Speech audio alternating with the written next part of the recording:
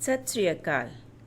Creative writing skills ਨੂੰ ਹੋਰ ਪ੍ਰਭਾਵਸ਼ਾਲੀ ਬਣਾਉਣ ਦੇ ਇਸ ਸੈਸ਼ਨ ਵਿੱਚ ਤੁਹਾਡਾ ਸਵਾਗਤ ਹੈ। ਸੈਕੰਡਰੀ ਕਲਾਸਾਂ ਵਿੱਚ ਲਿਖਣ ਦਾ ਕੰਮ ਦੋ ਭਾਗਾਂ ਵਿੱਚ ਕੀਤਾ ਜਾਂਦਾ ਹੈ। ਪਹਿਲਾ ਭਾਗ ਚਿੱਠੀ ਲਿਖਣਾ ਹੈ, ਜਿਸ ਵਿੱਚ ਦਫ਼ਤਰੀ ਅਤੇ ਨਿੱਜੀ ਚਿੱਠੀਆਂ, formal and informal letters, report ਅਤੇ ਵਾਰਤਾਲਾਪ, ਰਿਪੋਰਟਸ ਐਂਡ ਡਾਇਲੌਗਸ, ਭਾਸ਼ਣ, ਸਪੀਚਸ ਲਿਖੇ ਜਾਂਦੇ ਹਨ। ਦੂਸਰੇ ਭਾਗ ਵਿੱਚ ਲੇਖ ਲਿਖੇ ਜਾਂਦੇ ਹਨ। ਵਰਣਨਾਤਮਕ ਨੈਰੇਟਿਵ, ਵਿਆਖਿਆਤਮਕ ਡਿਸਕ੍ਰਿਪਟਿਵ, ਐਕਸਪੋਜ਼ਿਟਰੀ, ਵਿਵਾਦਪੂਰਨ ਆਰਗੂਮੈਂਟੇਟਿਵ ਅਤੇ ਨਿੱਜੀ ਅਨੁਭਵ ਪਰਸਨਲ ਰਿਕਾਊਂਟ। ਇੱਕ ਵਧੀਆ ਲੇਖ ਲਿਖਣ ਲਈ ਇਹ 6 ਕਦਮ ਹੁੰਦੇ ਹਨ। ਪਹਿਲਾ, ਵਿਸ਼ੇ ਬਾਰੇ ਵਿਚਾਰ ਕਰਨਾ।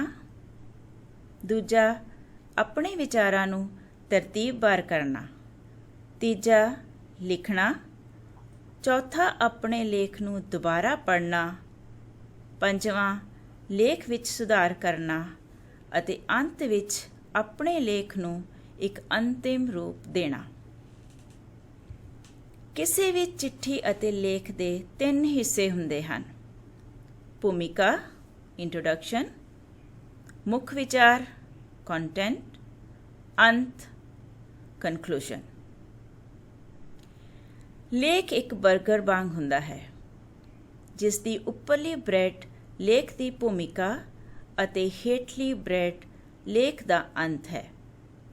ਵਿਚਲੀ ਪੈਟੀ ਸਾਡੇ ਲੇਖ ਦੇ ਮੁੱਖ ਵਿਚਾਰ ਦਰਸਾਉਂਦੀ ਹੈ।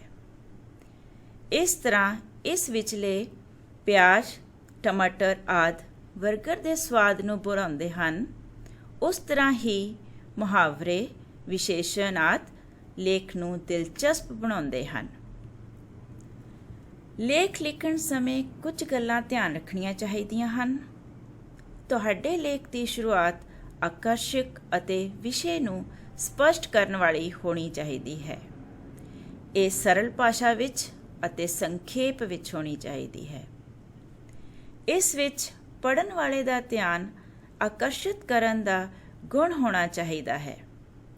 ਪੈਰੇ ਦੇ ਆਖਰੀ ਵਾਕ ਵਿੱਚ ਵਿਸ਼ੇ ਬਾਰੇ ਜ਼ਰੂਰ ਦੱਸਣਾ ਚਾਹੀਦਾ ਹੈ। ਲੇਖ ਕਈ ਤਰੀਕਿਆਂ ਨਾਲ ਸ਼ੁਰੂ ਕੀਤਾ ਜਾ ਸਕਦਾ ਹੈ। ਕਿਸੇ ਵੀ ਲੇਖ ਨੂੰ ਕਈ ਤਰੀਕਿਆਂ ਨਾਲ ਸ਼ੁਰੂ ਕੀਤਾ ਜਾ ਸਕਦਾ ਹੈ। ਉਦਾਹਰਨ ਦੇ ਤੌਰ 'ਤੇ ਸੰਯੁਕਤ ਪਰਿਵਾਰ ਦੇ ਲਾਭ ਤੇ ਹਾਨੀਆਂ ਵਿਸ਼ੇ ਨੂੰ ਮਨ ਵਿੱਚ ਰੱਖ ਕੇ ਫਲੈਸ਼ਬੈਕ ਤਰੀਕੇ ਨਾਲ ਲੇਖ ਦੀ ਸ਼ੁਰੂਆਤ ਕਰੀਏ, ਜਿਵੇਂ ਕਿ ਅੱਜ ਵੀ ਮੈਨੂੰ ਉਹ ਦਿਨ ਯਾਦ ਹੈ ਜਦੋਂ, ਜਾਂ ਡਾਇਲੌਗ ਵਾਰਤਾਲਾਪ ਵਾਂਗੂ, ਮੈਂ ਖੁਸ਼ੀ ਵਿੱਚ ਟੱਪਦੇ ਨੇ ਆਪਣੀ ਭੈਣ ਨੂੰ ਕਿਹਾ, ਵਾਓ, ਅਗਲੇ ਹਫ਼ਤੇ ਆਪਾਂ ਭਾਰਤ ਜਾ ਰਹੇ ਹਾਂ, ਉੱਥੇ ਕਿੰਨਾ ਮਜ਼ਾ ਆਵੇਗਾ। ਰੀਟਾ ਨੇ ਕਿਹਾ, ਹਾਂ, ਉੱਥੇ ਆਪਾਂ ਆਪਣੇ ਸਾਰੇ ਰਿਸ਼ਤੇਦਾਰਾਂ ਨੂੰ ਮਿਲਾਂਗੇ। ਜਾਂ ਫਿਰ ਕਿਸੇ ਪ੍ਰਸਿੱਧ ਗੱਲ ਨਾਲ, ਉਦਾਹਰਨ ਦੇ ਤੌਰ 'ਤੇ ਕਹਿੰਦੇ ਹਨ ਕਿ ਸੰਯੁਕਤ ਪਰਿਵਾਰ ਸੁਖੀ ਪਰਿਵਾਰ। ਹੋਰ ਇੱਕ ਉਦਾਹਰਨ ਦੇ ਤੌਰ 'ਤੇ ਪ੍ਰਸ਼ਨ ਨਾਲ ਵੀ ਤੁਸੀਂ ਸ਼ੁਰੂ ਕਰ ਸਕਦੇ ਹੋ, ਵਿਅਕਤੀ ਕਿਸ ਪ੍ਰਕਾਰ ਦੇ ਪਰਿਵਾਰ ਵਿੱਚ ਰਹਿਣਾ ਚਾਹੁੰਦਾ ਹੈ, ਸੰਯੁਕਤ ਜਾਂ ਛੋਟੇ। ਇੱਕ ਹੋਰ ਢੰਗ ਮੋਨੋਲੋਗ, ਆਪਣੇ ਆਪ ਨਾਲ ਗੱਲ ਕਰਨੀ। ਕਾਸ਼ ਅੱਜ ਮੈਂ ਆਪਣੇ ਦਾਦਾ ਦਾਦੀ ਤੇ ਚਚੇਰੇ ਭੈਣ ਭਰਾਵਾਂ ਨਾਲ ਹੁੰਦਾ। ਜਾਂ ਫਿਰ ਸੈਟਿੰਗ, ਕਿਸੇ ਦ੍ਰਿਸ਼ ਦਾ ਵਰਣਨ ਕਰਕੇ, ਘਟਨਾ ਦਾ ਸਮਾਂ, ਸਥਾਨ, ਪਾਤਰ ਆਦਿ ਲਿਖ ਕੇ ਤੁਸੀਂ ਆਪਣੇ ਲੇਖ ਦੀ ਸ਼ੁਰੂਆਤ ਕਰ ਸਕਦੇ ਹਾਂ। ਇਸ ਨਾਲ ਲੇਖ ਨੂੰ ਅੱਗੇ ਪੜ੍ਹਨ ਵਿੱਚ ਪਾਠਕ ਦੀ ਰੁਚੀ ਵਧੇਗੀ। ਲੇਖ ਸ਼ੁਰੂ ਕਰਨ ਤੋਂ ਬਾਅਦ ਅਗਲੇ ਪੈਰੇ ਵਿੱਚ ਵਿਸ਼ੇ ਨਾਲ ਸੰਬੰਧਿਤ ਮੁੱਖ ਵਿਚਾਰ ਲਿਖੇ ਜਾਂਦੇ ਹਨ। ਇਸ ਦੇ 3 ਹਿੱਸੇ ਹੁੰਦੇ ਹਨ। ਪਹਿਲੇ ਹਿੱਸੇ ਵਿੱਚ ਮੁੱਖ ਪਾਤਰ ਦਾ ਦੂਜੇ ਪਾਤਰਾਂ ਨਾਲ ਸੰਬੰਧ ਦੱਸਿਆ ਜਾਂਦਾ ਹੈ। ਦੂਜੇ ਹਿੱਸੇ ਵਿੱਚ ਸਮੱਸਿਆ ਬਾਰੇ ਅਤੇ ਤੀਜੇ ਹਿੱਸੇ ਵਿੱਚ ਸਮੱਸਿਆ ਦੀ ਗੰਭੀਰਤਾ ਅਤੇ ਉਸ ਦੇ ਪ੍ਰਭਾਵ ਬਾਰੇ ਦੱਸਿਆ ਜਾਂਦਾ ਹੈ। ਲੇਖ ਦਾ ਵਿਚਕਾਰਲਾ ਹਿੱਸਾ ਲਿਖਣ ਸਮੇਂ ਕੁਝ ਗੱਲਾਂ ਦਾ ਖਾਸ ਧਿਆਨ ਰੱਖਣਾ ਚਾਹੀਦਾ ਹੈ। ਆਪਣੇ ਵਿਚਾਰ ਪੈਰੇ ਵਿੱਚ ਲਿਖੋ। ਕਿਸੇ ਵਿਚਾਰ ਨੂੰ ਦੁਬਾਰਾ ਨਾ ਲਿਖੋ। ਆਪਣੇ ਵਿਚਾਰਾਂ ਨੂੰ ਤਰਤੀਬ ਵਿੱਚ ਲਿਖੋ। ਕੋਈ ਵੀ ਜ਼ਰੂਰੀ ਗੱਲ ਨਾ ਛੱਡੋ ਅਤੇ ਕੋਈ ਵਾਧੂ ਗੱਲ ਵੀ ਨਾ ਲਿਖੋ। ਤੁਹਾਡੇ ਵਿਚਾਰਾਂ ਵਿੱਚ ਇੱਕ ਉਚਿਤ ਵਹਾਅ ਹੋਣਾ ਚਾਹੀਦਾ ਹੈ। ਲੇਖ ਦਾ ਆਖਰੀ ਹਿੱਸਾ ਉਸ ਦਾ ਅੰਤ ਹੁੰਦਾ ਹੈ। ਇਸ ਵਿੱਚ ਲੇਖ ਦਾ ਸਾਰ, ਕੋਈ ਸਲਾਹ, ਪ੍ਰਸ਼ਨ ਆਦਿ ਬਾਰੇ ਲਿਖਿਆ ਜਾ ਸਕਦਾ ਹੈ। ਲੇਖ ਦੇ ਹੋਰ ਹਿੱਸਿਆਂ ਵਾਂਗ ਇਸ ਦਾ ਅੰਤ ਵੀ ਪ੍ਰਭਾਵਸ਼ਾਲੀ ਹੋਣਾ ਚਾਹੀਦਾ ਹੈ। ਪਾਠਕ ਨੂੰ ਪਤਾ ਲੱਗਣਾ ਚਾਹੀਦਾ ਹੈ ਕਿ ਲੇਖ ਦਾ ਇੱਥੇ ਅੰਤ ਹੋ ਗਿਆ ਹੈ। ਲੇਖ ਨੂੰ ਅਚਾਨਕ ਹੀ ਨਹੀਂ ਖਤਮ ਕਰਨਾ ਚਾਹੀਦਾ। ਇਸ ਹਿੱਸੇ ਵਿੱਚ ਲੇਖ ਦਾ ਸਾਰ, ਕਿਸੇ ਗੱਲ ਲਈ ਆਪਣੀ ਸਹਿਮਤੀ ਜਾਂ ਅਸਹਿਮਤੀ ਪ੍ਰਗਟ ਕੀਤੀ ਜਾ ਸਕਦੀ ਹੈ। ਕਿਸੇ ਵੀ ਵਿਸ਼ੇ ਬਾਰੇ ਕਈ ਤਰੀਕਿਆਂ ਨਾਲ ਲੇਖ ਲਿਖਿਆ ਜਾ ਸਕਦਾ ਹੈ। ਇਸ ਦੇ ਲਈ ਸਾਨੂੰ ਪ੍ਰਸ਼ਨ ਦੀ ਭਾਸ਼ਾ 'ਤੇ ਖਾਸ ਧਿਆਨ ਦੇਣਾ ਜ਼ਰੂਰੀ ਹੈ। ਉਦਾਹਰਨ ਦੇ ਤੌਰ 'ਤੇ ਅਸੀਂ ਦੇਖੀਏ ਤਾਂ ਇੱਥੇ ਸਾਡਾ ਮੁੱਖ ਵਿਸ਼ਾ ਸੰਯੁਕਤ ਪਰਿਵਾਰ ਹੈ।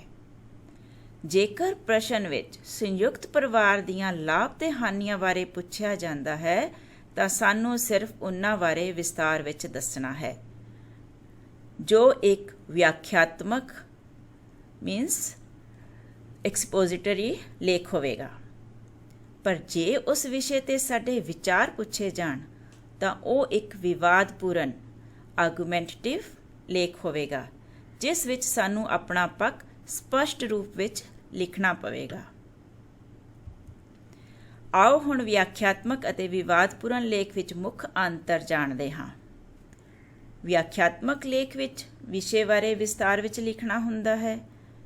ਅਸੀਂ ਪਾਠਕ ਨੂੰ ਆਪਣੀ ਕਿਸੇ ਵੀ ਗੱਲ ਨੂੰ ਮਨਾਉਣ 'ਤੇ ਜ਼ੋਰ ਨਹੀਂ ਦਿੰਦੇ, ਜਦਕਿ ਵਿਵਾਦਪੂਰਨ ਲੇਖ ਵਿੱਚ ਅਸੀਂ ਵਿਸ਼ੇ ਦੇ ਕਿਸੇ ਇੱਕ ਪੱਖ ਲਈ ਸਹਿਮਤੀ ਪ੍ਰਗਟ ਕਰਦੇ ਹਾਂ ਅਤੇ ਆਪਣੀਆਂ ਦਲੀਲਾਂ ਨਾਲ ਪਾਠਕ ਨੂੰ ਆਪਣੀ ਗੱਲ ਮਨਾਉਣ 'ਤੇ ਜ਼ੋਰ ਦਿੰਦੇ ਹਾਂ।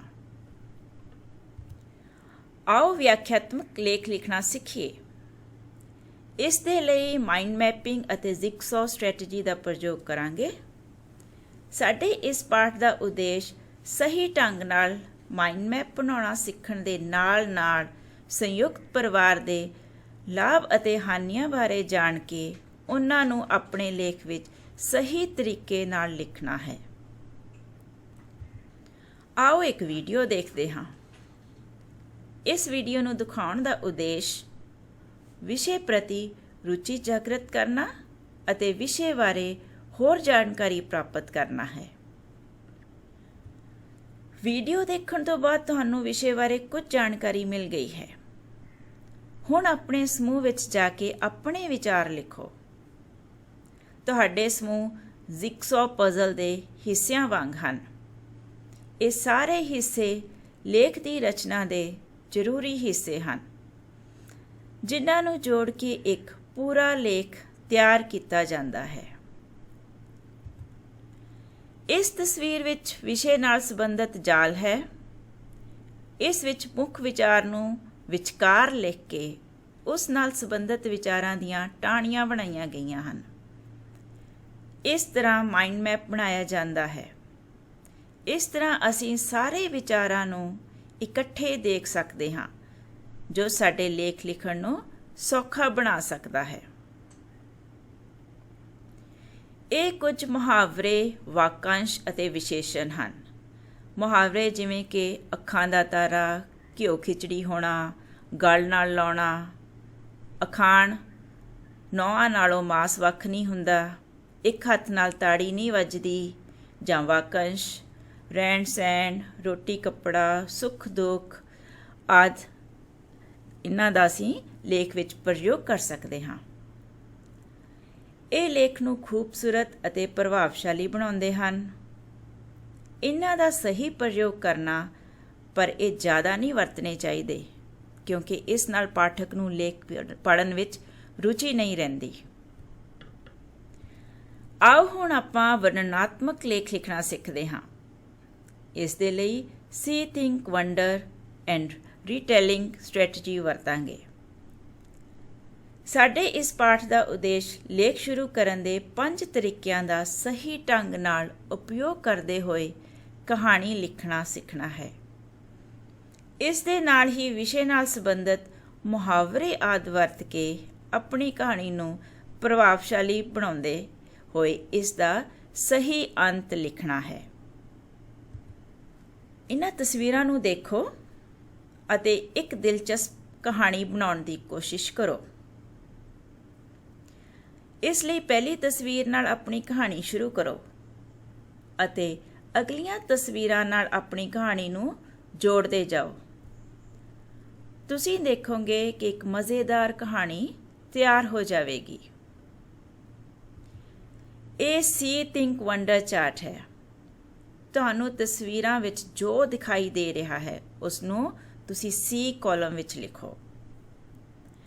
ਉਹਨਾਂ ਬਾਰੇ ਤੁਸੀਂ ਕੀ ਸੋਚਦੇ ਹੋ ਉਸ ਨੂੰ ਥਿੰਕ ਕਾਲਮ ਵਿੱਚ ਲਿਖੋ ਅਤੇ ਉਹਨਾਂ ਤਸਵੀਰਾਂ ਬਾਰੇ ਤੁਸੀਂ ਕੀ ਜਾਣਨਾ ਚਾਹੁੰਦੇ ਹੋ ਉਸ ਨੂੰ ਵੰਡਰ ਕਾਲਮ ਵਿੱਚ ਲਿਖੋ। ਇਸ ਨਾਲ ਤੁਹਾਨੂੰ ਆਪਣੇ ਲੇਖ ਲਿਖਣ ਦੀ ਯੋਜਨਾ ਬਣਾਉਣ ਵਿੱਚ ਆਸਾਨੀ ਹੋਵੇਗੀ। ਆਓ ਹੁਣ ਸਮੂਹ ਵਿੱਚ ਕੰਮ ਕਰੀਏ। ਹੁਣ ਤੱਕ ਤੁਸੀਂ ਅੱਜ ਦੇ ਵਿਸ਼ੇ ਦਾ ਅੰਦਾਜ਼ਾ ਲਾ ਲਿਆ ਹੋਵੇਗਾ।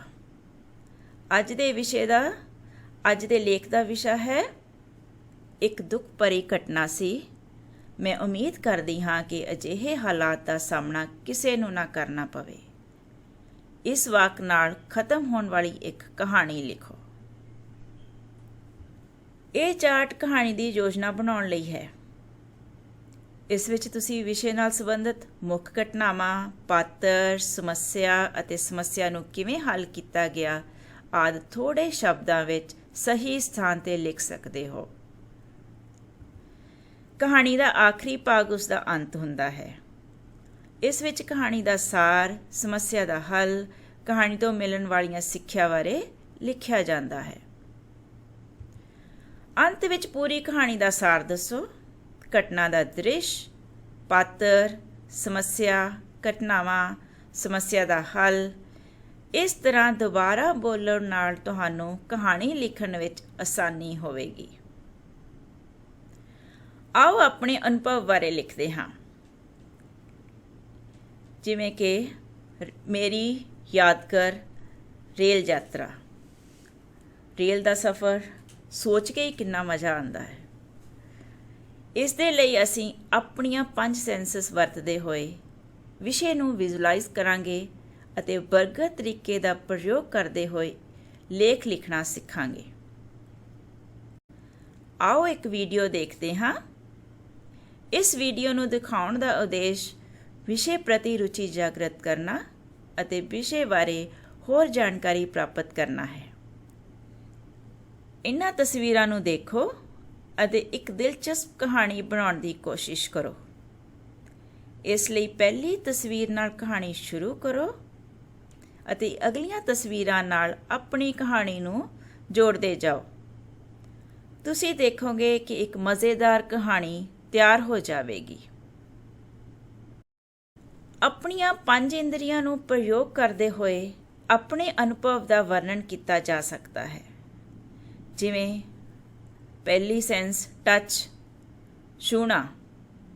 ਰੇਲ ਦੇ ਡੱਬੇ ਵਿੱਚ ਆਉਂਦੀ ਹਵਾ ਚਿਹਰੇ ਨੂੰ ਛੂਹ ਕੇ ਜਾ ਰਹੀ ਸੀ। ਹੀਅਰ, ਸੁਣਨਾ।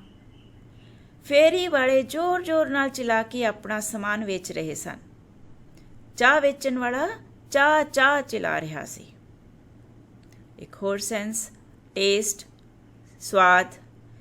ਮੈਂ ਚਾਹ ਵਾਲੇ ਨੂੰ ਬੁਲਾ ਕੇ ਉਸ ਤੋਂ ਚਾਹ ਖਰੀਦੀ। ਚਾਹ ਬਹੁਤ ਸਵਾਦ ਸੀ। ਸਾਈਟ, ਦੇਖਣਾ। ਬਾਹਰ ਖੇਤ, ਬਾਗ, ਬਗੀਚੇ ਤੇ ਛੋਟੇ-ਛੋਟੇ ਪਿੰਡ ਦਿਖਾਈ ਦੇ ਰਹੇ ਸਨ। ਸਮੈਲ, ਸੁੰਘਣਾ। ਗਰਮ-ਗਰਮ ਪਕੌੜਿਆਂ ਤੇ ਸਮੋਸਿਆਂ ਦੀ ਖੁਸ਼ਬੂ ਚਾਰੇ ਪਾਸੇ ਫੈਲੀ ਹੋਈ ਸੀ। ਜਿਵੇਂ ਕਿ ਪਹਿਲਾਂ ਕਿਹਾ ਹੈ ਕਿ ਸਾਡਾ ਲੇਖ ਇੱਕ ਬਰਗਰ ਦੀ ਤਰ੍ਹਾਂ ਹੈ, ਜਿਸ ਦੇ ਅਲੱਗ-ਅਲੱਗ ਹਿੱਸੇ ਲੇਖ ਦੀ ਭੂਮਿਕਾ, ਵਿਸ਼ੇ ਨਾਲ ਸੰਬੰਧਿਤ ਵਿਚਾਰਾਂ ਦੇ ਅਲੱਗ-ਅਲੱਗ ਪੈਰੇ ਅਤੇ ਅੰਤ ਹੈ। ਇਹ ਕੁਝ ਮੁਹਾਵਰੇ ਅਤੇ ਵਾਕਾਂਸ਼ ਨਾਲ-ਨਾਲ ਵਿਸ਼ੇਸ਼ਣ ਵੀ ਹਨ। ਜਿਵੇਂ ਕਿ ਵਿਸ਼ੇਸ਼ਣ ਕੜਾਕੇਦਾਰ ਗਰਮੀ, ਆਰਾਮਦੇਹ ਕੁਰਸੀ, ਵਾਕਾਂਸ਼ ਜਣਾ ਖਣਾ, ਕੱਦ ਕਾਠ, ਜੀ ਭਰ ਕੇ। ਮੁਹਾਵਰੇ ਕਿਵੇਂ ਵਰਤੇ ਜਾਂਦੇ ਆ ਸੈਂਟੈਂਸ ਵਿੱਚ? ਘੁੰਮਣ ਜਾਣ ਦੀ ਗੱਲ ਸੁਣ ਕੇ ਅਸੀਂ ਕੱਛਾਂ ਵਜਾਉਣ ਲੱਗੇ। ਖਿੜਕੀ ਤੋਂ ਬਾਹਰ ਦੇ ਸੁੰਦਰ ਨਜ਼ਾਰੇ ਦੇਖ ਕੇ ਸਾਡਾ ਚਿਹਰਾ ਖਿੜ ਗਿਆ। ਇਹਨਾਂ ਨੂੰ ਅਸੀਂ ਆਪਣੇ ਲੇਖ ਵਿੱਚ ਪ੍ਰਯੋਗ ਕਰ ਸਕਦੇ ਹਾਂ। ਇਹ ਲੇਖ ਨੂੰ ਖੂਬਸੂਰਤ ਅਤੇ ਪ੍ਰਭਾਵਸ਼ਾਲੀ ਬਣਾਉਂਦੇ ਹਨ। ਇਹਨਾਂ ਦਾ ਸਹੀ ਪ੍ਰਯੋਗ ਕਰਨਾ ਜ਼ਰੂਰੀ ਹੈ, ਪਰ ਇਹ ਜ਼ਿਆਦਾ ਨਹੀਂ ਵਰਤਣੇ ਚਾਹੀਦੇ ਕਿਉਂਕਿ ਇਸ ਨਾਲ ਪਾਠਕ ਨੂੰ ਲੇਖ ਪੜ੍ਹਨ ਵਿੱਚ ਰੁਚੀ ਨਹੀਂ ਰਹਿੰਦੀ।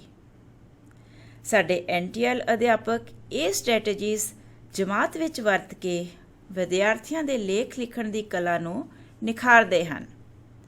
ਮੈਂ ਉਮੀਦ ਕਰਦੀ ਹਾਂ ਕਿ ਤੁਹਾਨੂੰ ਇਹ ਸੈਸ਼ਨ ਪਸੰਦ ਆਇਆ ਹੋਵੇਗਾ। ਧੰਨਵਾਦ।